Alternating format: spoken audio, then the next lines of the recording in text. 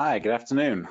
Thanks for joining this Dolby Atmos Music Creation Series webinar on setting up your studio for Dolby Atmos music. I'm Ceri Thomas from Dolby Laboratories and excited to be your presenter and question answerer today. If you could direct any questions you might have to the question box, we will have a Q&A section in the second half of this hour. I will endeavor to answer as many questions as possible. For those of you looking for previous week's seminars, you'll find them on our professional.dolby.com site under the webinar music creation series, and lots of valuable resources available in there for you to dive into. So very excited about this growth that we continue to see in Dolby Atmos music studios.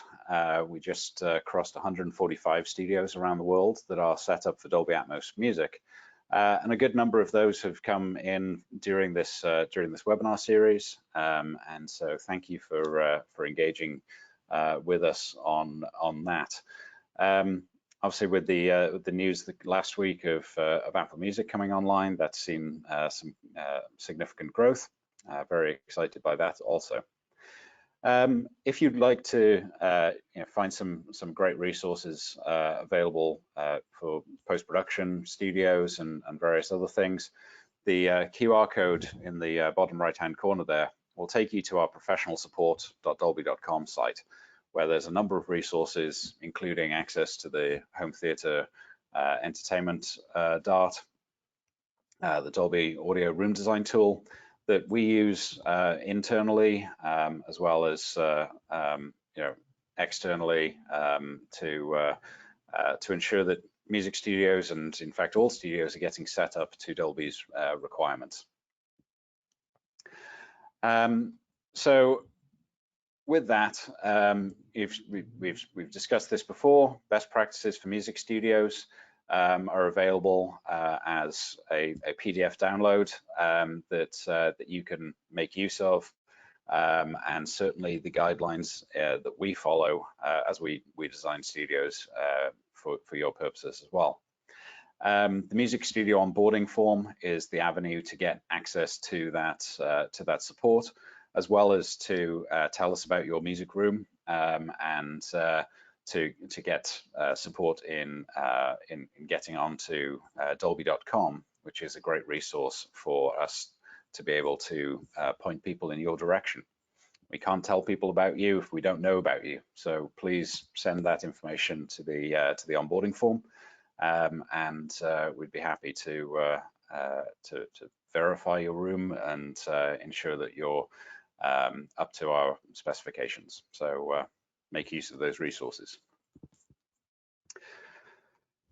So talking about music studio design, and certainly when it comes to Dolby Atmos in particular, these are some of the key components that we like to talk about and think about as we go through. I'm going to take you through how I approach setting up a room so that you can kind of see the thought process that we're going through. So obviously with Atmos, it's a speaker-based format as much as anything else. So consider your speaker choices. Stereo is pretty straight ahead. So you can pretty much use your existing setup to do that. When you're thinking about Atmos, obviously we're recommending a 9.1 point something setup for Dolby Atmos music as part of the best practices. But there are a number of other considerations that can be utilized to get into that as well. The speakers are going to define a lot about how your I/O is configured, and we'll get into more of this in just a few minutes here. But I/O considerations and the routing capabilities between your workstation and the output device is something that requires a lot of care and consideration. Something that people forget about a lot when working in music studios, and certainly those that have been used to working in a single system, is the idea of a clock. So word clock is a really useful demarcation and control point, and finding a clock that works well in your system and sounds great to you is going to really improve the quality of your system, and also make sure that as we're routing between all of the different components, whether that's the workstation, the renderer, or into the VChain processor, that everything is aligned and operating to the best of its abilities in the digital domain. And then finally, tuning. So Dolby Atmos rooms, as you'll see in the best practices document, are tuned to ensure translation between your studio and the consumer devices that your listeners will be utilizing. So whether that's in the automobile, in the home theater, or in mobile devices, whether they be iOS or Android based, if you tune your room to meet our specifications, then you'll ensure the best translation between those playback mechanisms. So I'm going to take a pause here for a moment and just ensure that we're working towards the right place. So I'm going to launch a poll. Let me know what your preferred workstation is, and I think I know where this is headed, but I've been surprised before. So.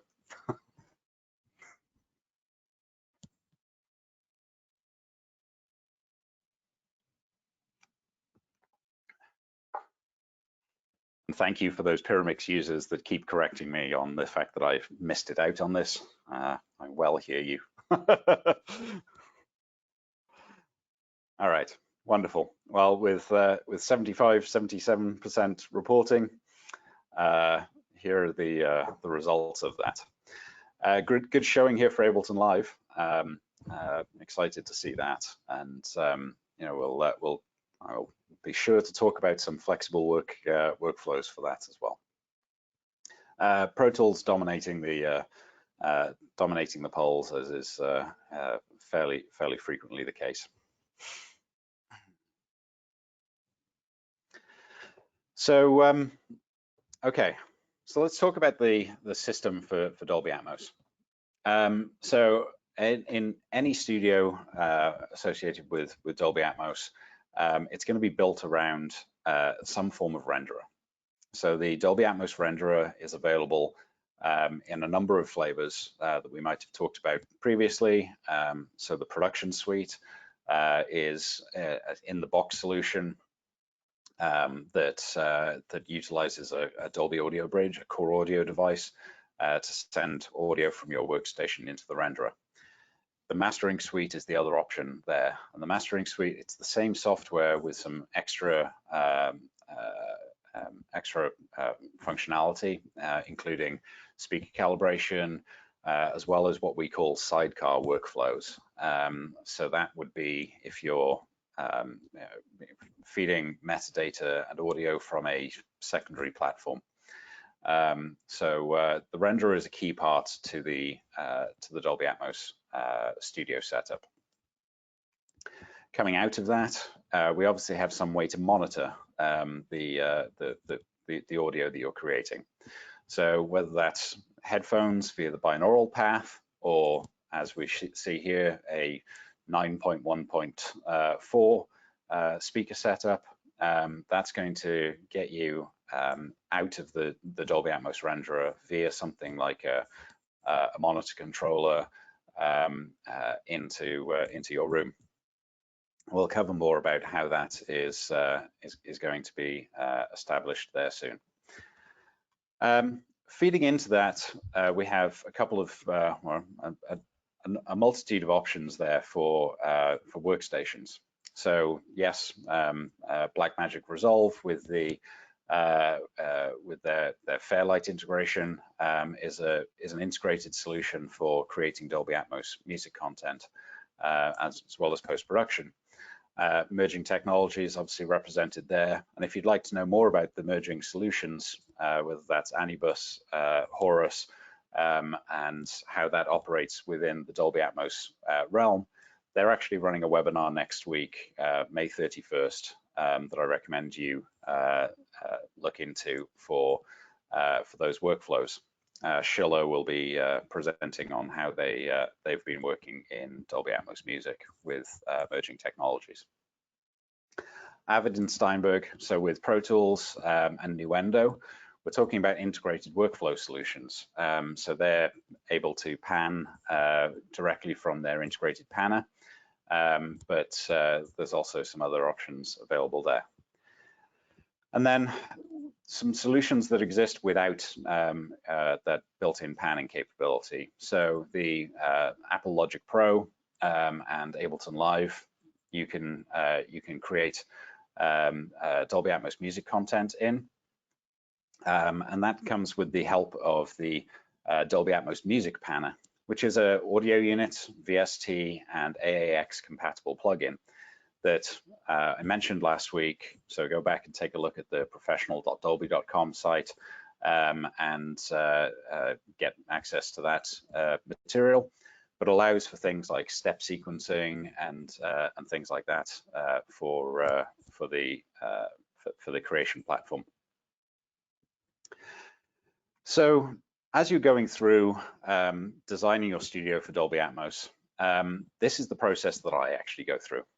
So there are things that you can't change that need to be taken into consideration. Those are the room factors. So Dolby Atmos music studios, and in fact music studios in general, have a lot of other considerations than post-production facilities.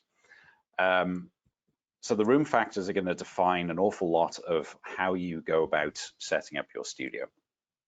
So those are the physical dimensions of the space. Are there windows in odd locations for sight lines into vocal booths? And then beyond that, can I fit all of the speakers in? So the room factors will then help you to define what the speaker choices are. So the speaker choice, it should be something that you like listening to first and foremost, because you shouldn't need to learn a new speaker to be able to work in Dolby Atmos. So what choice is then available is things like, can the cabinet fit into my space? Do I need something a little more form factor friendly? But can it also make the specifications that we have set out in those best practices? So I recommend taking a look at that. That's also then going to define what needs to feed into your speakers. So are your speakers AES based? Do they take an analog input? Are they using some kind of network audio to get in? This is going to define how you get out of the digital path, being the Dolby Atmos renderer, and into the truly analog domain of waves perpetrating through space. That's going to have an effect on how the routing capability is set up. So that is going to define, if you need 16 AES outputs versus needing a bunch of analog outputs. That's going to limit or certainly define the choices available to you as you choose your manufacturer for those routing options. Channel counts in Dolby Atmos are pretty high. So into the renderer, you can feed 128 channels. It's not to say you have to feed 128 channels, but it is the maximum capability of the system to go into the renderer. Coming out of that, it's obviously significantly less in terms of how that audio is then rendered into the speaker setup for a particular room. But you're going to want to be able to route and control up to 128 channels with your tool set that you've chosen. And then finally, something that works with your digital audio workstation. So if you're a Pro Tools user, Avid have a number of great solutions in terms of the matrix configurations, which have DigiLink inputs and then a lot of routing capabilities. Merging with their Horus and Anibus units have some great solutions for feeding high channel count, high resolution audio around the studio. And Steinberg with their Yamaha integrations also have a number of great solutions there. And there are many more. So if you're working with Logic, Ableton, a lot of the core audio device based platforms, then you have the benefit of Thunderbolt outputs or USB-C outputs going into high channel count units. We'll cover some more of those in a couple of moments here. So choosing your speakers. So all of these manufacturers have been utilized successfully in music studios that I'm personally aware of, and many, many more. So just because a speaker is not listed here doesn't mean it's not capable of being used in a Dolby Atmos music studio. It's just ones that I'm actively familiar with and see on a regular basis. But if you're working with a speaker manufacturer and they're not listed here, please again complete that music studio onboarding form, and we'll work with you to figure out if that speaker is going to meet our specifications, is going to meet our expectations, and can be successfully utilized in a Dolby Atmos music setup. There are some requirements that we're looking for there. As I mentioned, we're looking to be able to generate 85 dB at mix position from each speaker with significant headroom, so 20 dB of headroom above that at a minimum. So some of the more near field speakers that may be popular in music rooms don't necessarily perform as well as they would like to in the mid and potentially even far field situations that we sometimes see. So let's talk about what that choice is and ensure that you're getting to the great place. How to tune? As I mentioned in the mastering suite, we have some basic EQ capabilities, as you see outlined behind the design here. But the monitor capabilities, so the monitor controllers, the room calibration functionality is performed by a number of different manufacturers in different ways. So DAD and NTP with their SPQ cards for the AX32 and the Matrix are utilized in a number of ways, a number of configurations. Grace Designs, we're seeing a lot of traction with the M908, and obviously with JBL, with the Intonato and the TAC systems. This is just a small sampling. QSC also have functionality, BSS, to really design and integrate out the configurations to ensure great translation of Dolby Atmos music mixes into the devices. So we'll help you to make that decision based off of the workflow that you want to follow. And then again, the IOs. So with all of the manufacturers, the high channel count IOs are seeing a lot of great additions to the platforms. So Focusrite with their Dante integration over RedNet have long been doing a great job of sending high channel count audio through the system. I've mentioned those last week with Dave Way at his facility here in Los Angeles at the Way Station, where he's also utilizing the RedNet R1 to be his monitor controller. Similarly with Avid, RME, Apogee, there are a number of great solutions for sending those channel counts around. And whether those are MADI based, so MADI capable of 56 or 64 channels per cable, or even or the Dante and AES worlds, then we're seeing high channel counts over pretty small footprints of cable runs. So easy to integrate and pass that audio around. So let's talk about some of the more flexible solutions that we see with music studios. One that's particularly exciting is the ability to do more with less in this scenario. So I'm going to cover here the producer pack that I've mentioned and is listed on our website.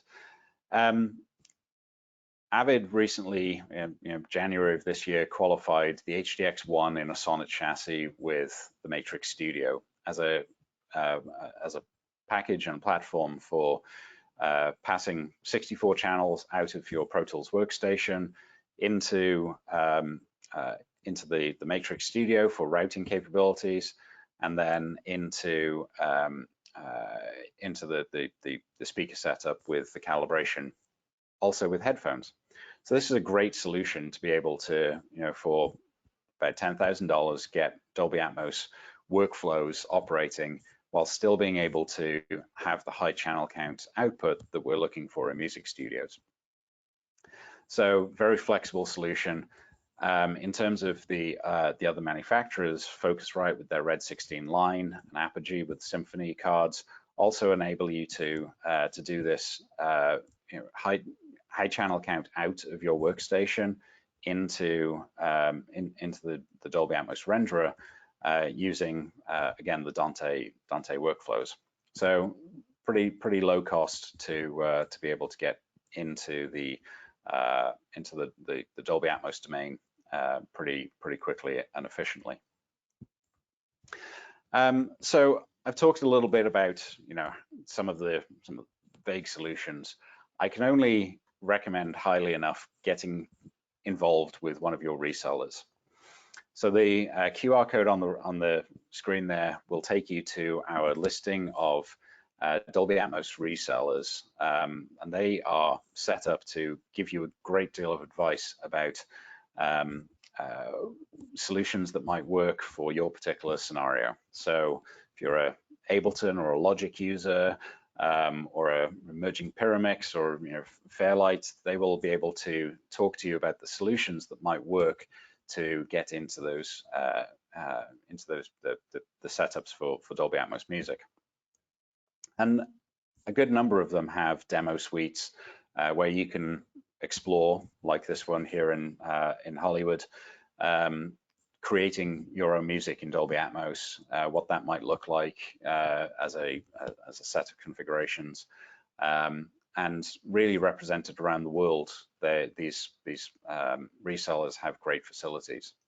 So encourage you to reach out and work with your reseller, and to get set up with Dolby Atmos in a way that actually makes sense for your room. Again, those resources are available for you to tap into some self-learning. So the best practices will give you some good guidance as to things to think about and how to operate in designing your music studio for Dolby Atmos. And if you want our help and to then tell us the great things that you've done in terms of getting your room up and running, the Music Studio onboarding form is the gateway for that. So we're going to move on to some Q&A here in a moment, but again, some great resources are available on our professional.dolby.com site. That QR code will take you there, and it will give you some quick start guides as to getting started in Logic Pro, in Ableton, in Pro Tools, teach you how to kind of step-by-step configure the renderer, and really start working through a number of the choices there. And the team that I'm a part of, Music Partnerships, is here for you, for the music community. So whether you're a label looking to educate your artists, engineers, find studios to work in, a creative who may not be setting up a studio, but wants to know more about the content creation opportunities, as well as how you can listen back to the QC portion of the workflow that you're working with an engineer on, or you want to find a studio. The creative onboarding form is the place to do that. And then, as I say, the studio enablement form is also there to guide you as you develop into a Dolby Atmos music studio. And we're excited to have you all on board for that. Before I move on to the Q&A, previous weeks we've covered some useful information about where Dolby Atmos is, where we see it going in the future, how to get started with Dolby Atmos music at home and on the go, how to work with some of the creation platforms, and things to think about when you're working with an artist for the first time, or how to really get started producing work in Dolby Atmos. There's a lot of great information in Dave Way's session that is going to be really beneficial to you. And next week, we're going to be talking with Emily Lazar and Michael Romanowski, two highly decorated and respected mastering engineers, about delivering Dolby Atmos music to the best extent. So, how to work with a mastering engineer and how mastering engineers are working in Dolby Atmos. So, encourage you to tune in for that session, and very excited about the possibilities of that market expanding out, and getting your work out to the best of its possibility. So with that, I'm going to move on to our Q&A section here. So if you want any questions answered, please go ahead and pop them into the question box. Yeah, if you'd like to download our 90-day free trial of the Dolby Atmos production suite, it's available there, and I'm going to leave that QR code up for you while I answer your questions. All right.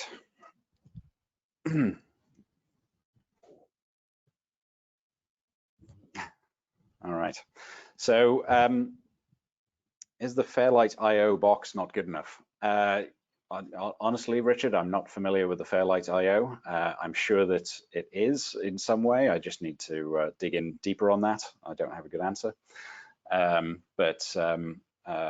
Happy to work with you on a room design if that is if Fairlight is your platform of choice, to ensure that you're getting to the to the best possible outcome for you.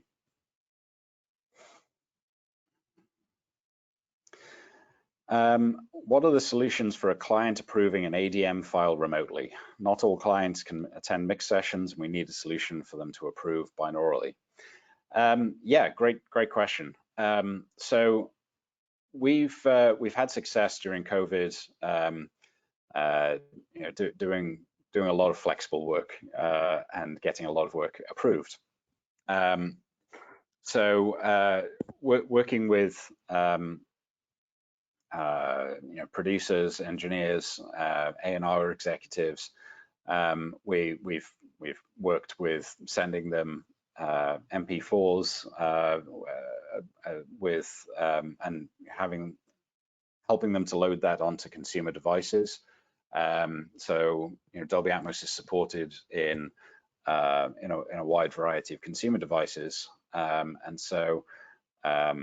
the opportunities there are quite substantial. Beyond that, it's also been possible to get them up and running with this 90-day free trial of the production suite, to be able to work in headphone-only mode, and you send them the ADM, they put on their favorite headphones, and they're up and running, monitoring your mix in Dolby Atmos binaurally. So looking for some flexible solutions there, please reach out and we'll be happy to answer those questions for you.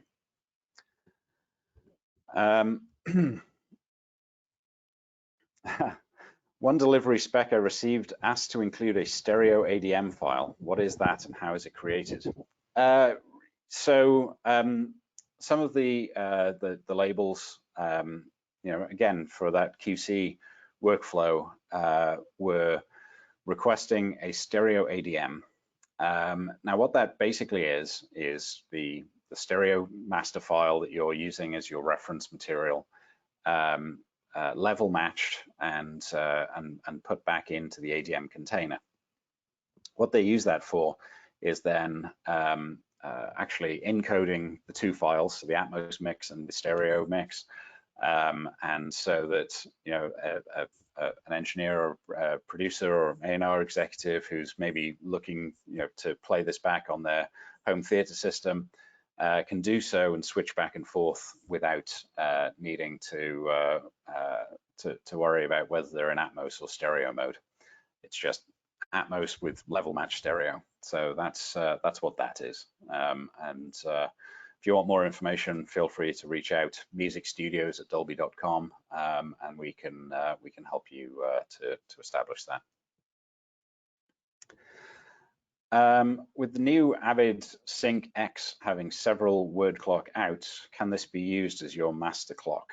Yes, absolutely. So it can certainly be set up as your primary clock for your room, and then that will establish the digital domain for your setup.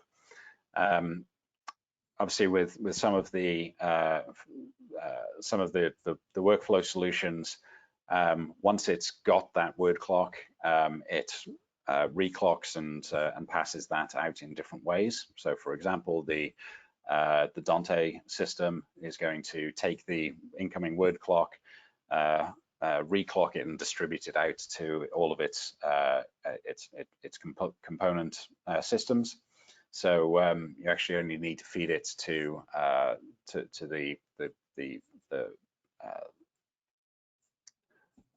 Dante leader device in the Dante controller, and it will deal a great deal with the distribution of that clock. So, all right.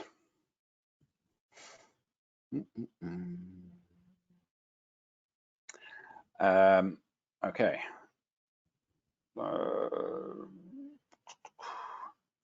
So you mentioned you're looking for 85 dB at mix position from each speaker. Does that imply a rear upper speaker would need to be able to produce that at a 15+ foot throw? Yes, which is where the challenge with some of the near field speakers comes in. So we often find actually needing to put much larger speakers than you might normally think about into the rear of the system. So with that, often we think more about matching the speakers across the whole of the horizontal plane, and then where possible into the overheads as well. But there are some considerations to be had there. If you're working on a room, I heavily encourage you to reach out via the studio onboarding form to get the right situation for that particular room. ADM is not a one solution standard. There are multiple ADM formats out there. Yes, absolutely. So the audio definition model is just that. It's pretty flexible. The profile for Dolby Atmos ADM creation is actually published on our developer site, so developer.dolby.com. You'll be able to download a PDF of our ADM specification. I'm forgetting the actual terminology there, but if you're developing a workflow solution, then please reach out to our developer platform, and we will be able to supply you with the information about integrating Dolby Atmos ADM support into your platform. X-curve or flat? Certainly not flat, but also certainly not X-curve. So the target curve in Dolby Atmos music has been established for ensuring translation across a wide variety of playback mechanisms. So whether that's in the studio or into the consumer devices. As I mentioned in a previous episode here, the target curve will help you to get to that consistent experience across all those playback mechanisms. Encourage you to download that PDF and take a look at that for getting set up. Does the Dolby Atmos production suite offer speaker array as in the mastering suite? No, that's one of the limitations of the production suite versus the mastering suite. So production suite is very much designed for the kind of smaller setups. As you go up into needing to have an array of speakers on that sidewall or the overhead, you should be looking at the mastering suite solutions. It's going to be more in keeping with how you're looking to work in those larger rooms anyway. Definitely worthwhile investing in the mastering suite at that point for those larger spaces. I'd be curious to know what room tuning hardware is most popular. So most popular is a big challenge to say, to be honest with you. We see an awful lot of as I mentioned, the SPQ functionality from Avid and NTP being utilized. We also see a lot of BSS and QSC systems to really bring those into the workplace. Genelec have their GLM system, which is fantastic and allows for the dedicated bass management subs to be utilized. There's a lot of great solutions. So I encourage you again just to figure out, as you go through that thought process from the room factors through the speaker choice to that output configuration. That output configuration is basically where you're going to make that decision about how you're going to tune your room. So if you're, for example, in a large room that is using the Focusrite RedNet devices and coming out of analog, you maybe want to look at one of the Dante-enabled room calibration systems. So something like a BSS being added to that, because while the monitor control for the RedNet R1 is in place, the speaker calibration is not there. That would be one option. But your mileage will vary, and certainly happy to work with you on a solution that best represents what is going to be right for your room. Are two dedicated subwoofers required for surround bass management, or can one subwoofer be used for all? Generally, we like to see multiple bass management subs in the rooms. It's very heavily dependent on the capabilities of a particular speaker. So if the frequency response of a speaker is starting to drop off earlier because of the distance that it might be placed away, then we might look to bring the bass management subs into play at a higher frequency. At which point we end up needing to think more about localization of that low frequency content than if we were bass managing around 60 or 75. Definitely being able to structure the bass management of a system is is going to be critical in those instances. And then Dolby Atmos music mixes tend to be a little more full frequency throughout the sound field. So we find that actually, the single subwoofer at the front of the room is probably not the right solution for Atmos music rooms. So absolutely, definitely need to consider bass management when designing your systems.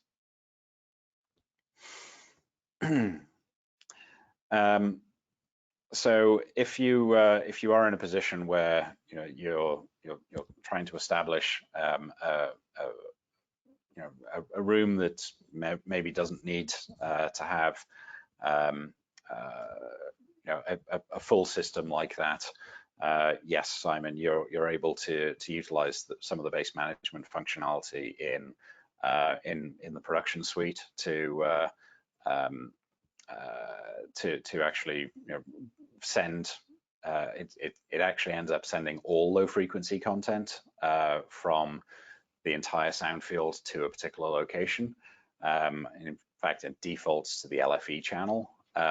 So it might not be ideal, but if you're needing something, it's a good option there.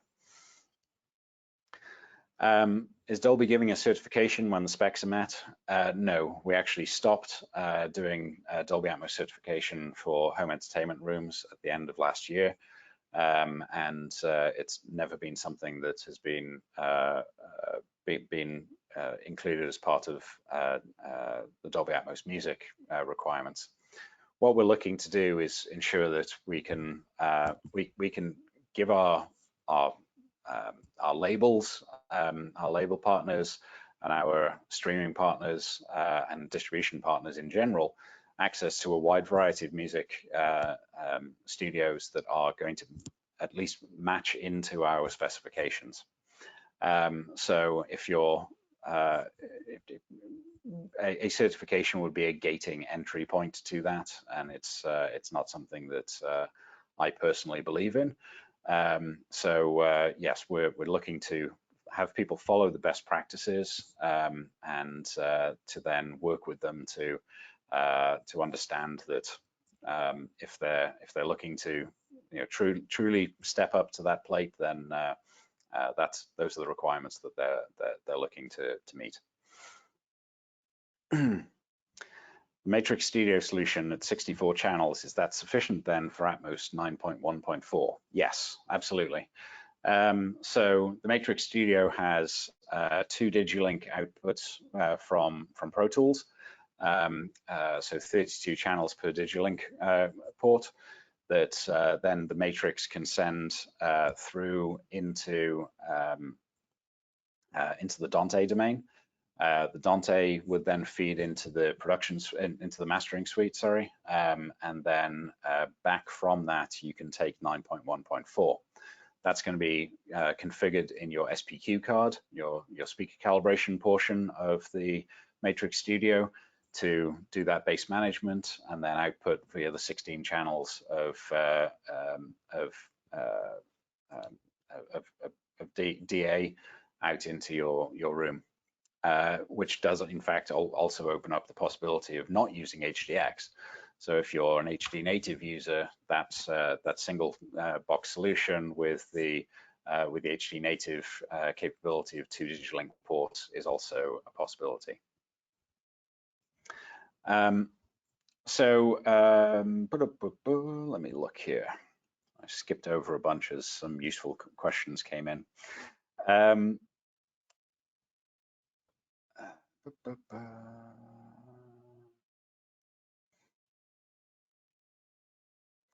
What are the solutions for referencing Atmos material from Apple Music or Tidal if you have a functioning Atmos mix room? Let me put that question back.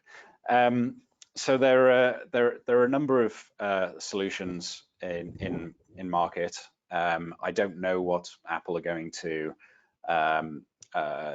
do in terms of updating the system audio preferences, as the second half of your question suggests. You'd have to talk to Apple about that.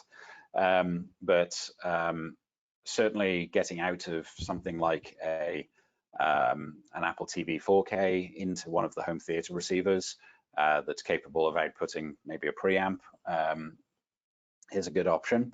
That's going to then be able to feed into your system.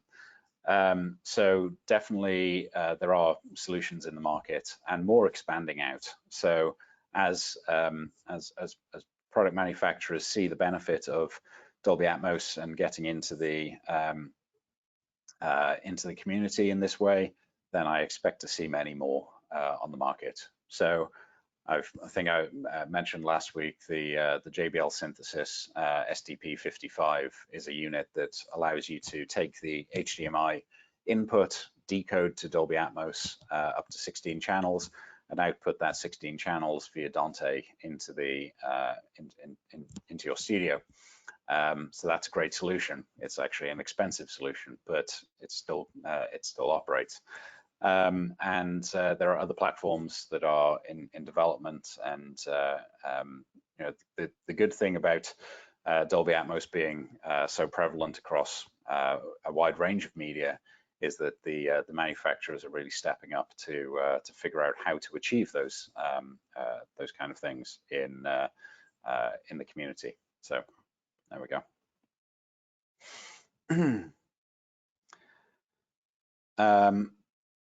Working as a creative sound designer, do I have to license my studio if I'll release a production? No, there is no license cost for Dolby Atmos home entertainment creation.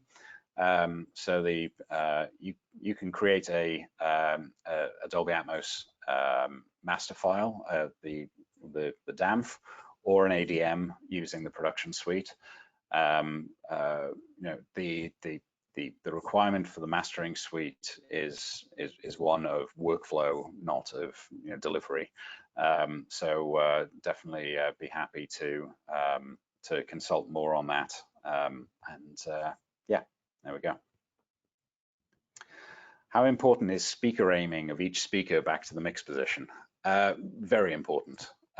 So don't think about flush mounting a speaker and calling it done if you can help it. If there are physical constraints, as we mentioned in the room factors, then that might not be possible. But where able, you should absolutely steer the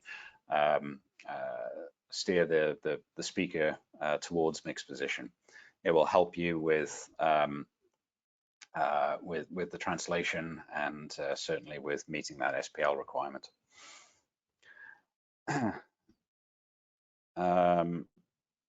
Todd, could you ask your question again about the Pro Tools HDX 7.1.4? I don't fully understand that. Thank you.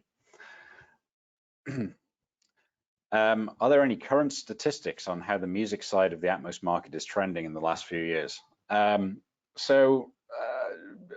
No, I don't have any statistics. What I can tell you is I used to be able to count the studios and mixers that were going on a couple of hands, and that is no longer the case. So people ask me who mixed this track now, and more often than not, I can't tell them, which to me suggests that it's been pretty successful in the marketplace and continues to be. So very excited about that growth potential, and certainly the fact that we have a couple hundred folks attending these webinars suggests that there is a lot of interest in the music side of this business. So yeah, I don't think work's going away anytime soon. Is there a resource for reference mixes? No, to be honest with you. So there's a great deal of content that's been generated and is available on the streaming services, so on Amazon, Tidal.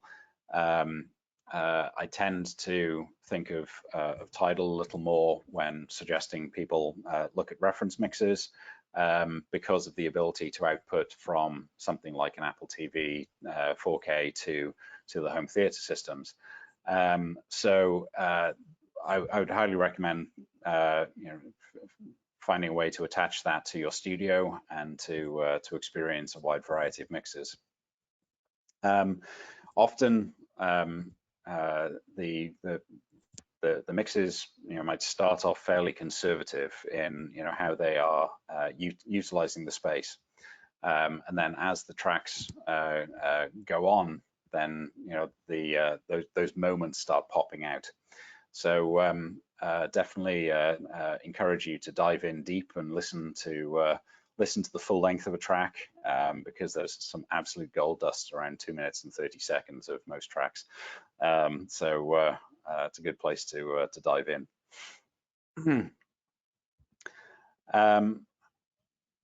So there are a good deal of questions.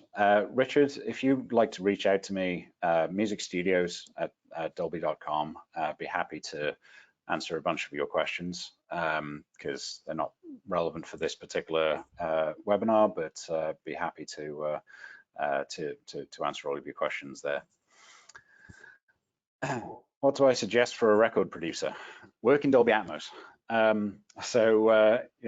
think part of the fun thing that's going on right now is there's a lot of exploration, a lot of experimentation that can be achieved in Dolby Atmos, and certainly with the labels committing to Dolby Atmos music creation for distribution with our partners, now's a great time to dive into to creating Dolby Atmos music.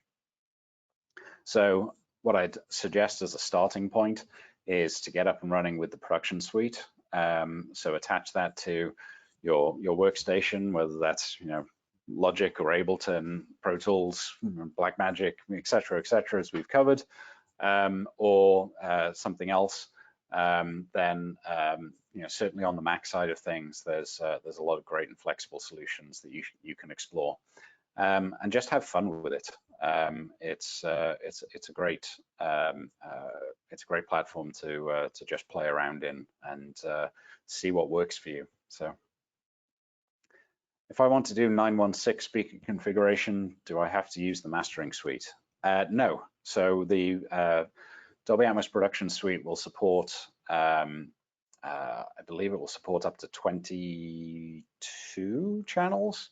I'd have to check my counting on that, but it's certainly a high configuration.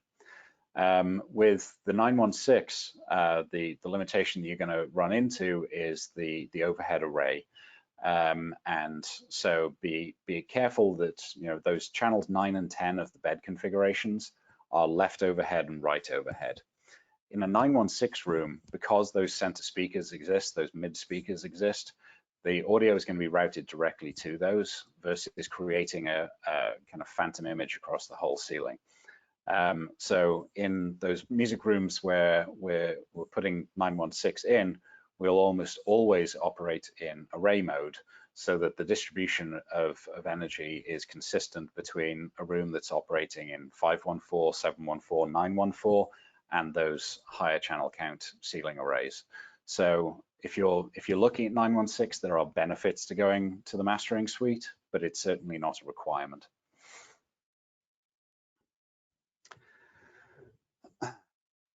We have a home theater Atmos facility. Is there a difference between the hardware used for this matrix box versus a music location? No, frankly. So the solutions for Atmos content creation are pretty much the same across the board. What we find is in music studios, there tend to be a little more esoteric solutions that are often used. Everyone's got their particular flavor of interface that they like and can't live without. So it's been a fascinating challenge to find out how to integrate a number of those solutions into the workflow. That being said, there are hundreds of studios that are post-production enabled, and those can almost certainly be utilized for Dolby Atmos music creation as well, because we're not creating Dolby Atmos music files, we're creating Dolby Atmos. So the distribution mechanisms for getting out into the home theaters rely on that being consistent between whether you're delivering to a music platform or you're delivering to a streaming partner such as Netflix, for example.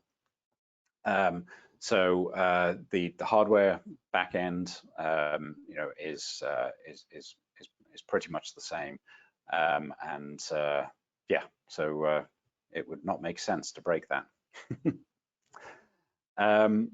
How important is it to have room symmetry?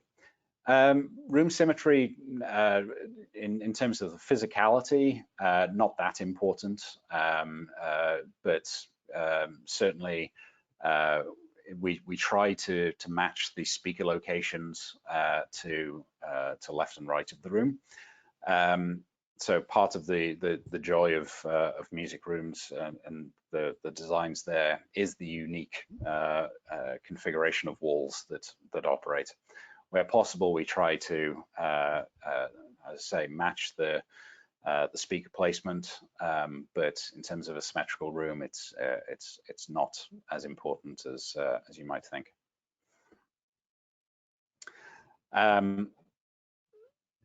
Thank you, Todd. Your graphic of Pro Tools HDX and Matrix stated 714 monitoring, but then also stated 914 plus bass management. Yes, so the advertised channel count of the Matrix Studio, they're putting it out there to say that 714 is supported. That's to kind of match this kind of search parameters of the Dolby Atmos recommendations for home entertainment being 714. So it is fully supported there. What you can actually do in the Matrix Studio software, so the DADMAN software, is configure that as a 9.1.4 plus bass management, so up to 16 channels, and so it's fully supportive of both. So that's why I've included that in there, and why there's a discrepancy between what's listed on their advertised graphic of 714 and what I was promoting with the 9.1.4 solution. Is it recommended to utilize a separate subwoofer for your height speakers in the back of the room? Not necessarily in the back of the room, and not necessarily just for your height speakers. So where possible, we're going to try and figure out where the best location for a bass management subwoofer is going to be, to maximize the non-localization of that content. So if that happens to be in the back of the room and happens to be elevated, then that's where we would recommend putting it. But again, go through the Music Studio onboarding form, and we can help you to establish those parameters. Are there any advantages to using analog signal to speakers over digital signal to speakers? No, not in my opinion. It's basically what is going to work for your speaker configuration and for your routing and tuning matrix. And I use matrix in the generic term, not in the MTRX term. Those decisions are going to define how you're going to get to your speakers. Most systems sold in the market of Dolby Atmos Home are 512. How is the artistic intent secured with this? The experience will be totally different. The renderer will not be able to get this solved. So the intention of Dolby Atmos is to ensure that translation. So power preservation is a core principle of how the Dolby Atmos renderer in the studio and also into the home market is going to create that sound field and structure that appropriately. OEMs are going to have different ways to do that in terms of the driver configuration in their particular devices. But the Atmos sound field itself is being created and then virtualized in those devices.